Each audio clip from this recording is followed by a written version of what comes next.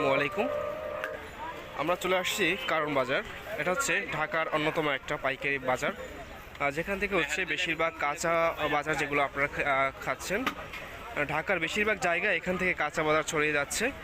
সেটা হচ্ছে বিভিন্ন ধরনের আম বলেন, তরমুজ বলেন, বা বিভিন্ন শাক সবজি, হ্যাঁ, বা আপনারা এগুলো হচ্ছে সমস্ত জায়গায় ছড়িয়ে যাবে, এবং সাথে মুরগি মাছ এগুলো এখান থেকে কিন্তু সমস্ত জায়গায় যাচ্ছে। আর কি বলেন, মজার একটা বিষয় হচ্ছে এই যে আঙ্কেল যে কলা নিয়ে যাচ্ছে, তো আমরা এখান থেকে যদি কলা কিনি সেক্ষেত্রে পাইকারি 5 টাকা করে কলা কিনতে পারি, কিন্তু এই কলা আমরা যদি বাইরে থেকে কিনি তাহলে 10 টাকা, মানে এখান থেকে নিয়ে খুচরা বিক্রেতারা ডাবল করে বিক্রি করে।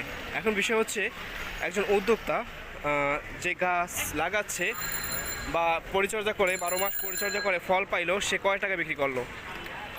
দেখা গেছে তার একটা কলা প্রতি 2 থেকে 3 টাকা পাইছে, কিন্তু একজন খুচরা বিক্রেতা মাত্র একদিনের ব্যবধানে সে কিন্তু 5 টাকা লাভ করতেছে। এর জন্য আমি সবসময় বলি একটা কথা, যে উদ্যোক্তার থেকে আমাদের দেশে দালালের প্রবণতাটা খুবই বেশি।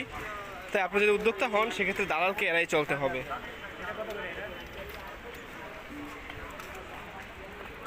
আরেকটা বিষয় হচ্ছে, আপনি যদি কোনো কিছু কিনতে চান সেক্ষেত্রে একটু কষ্ট করে যেখানে পাইকারি সেল করে বা যেখানে একটু কম টাকায় পাওয়া যায় সেখানে যদি আপনি যেতে পারেন সেক্ষেত্রে কিন্তু আপনি একটু লাভবান হতে পারবেন। এই বিষয়গুলো দিয়ে খেয়াল রাখতে হবে।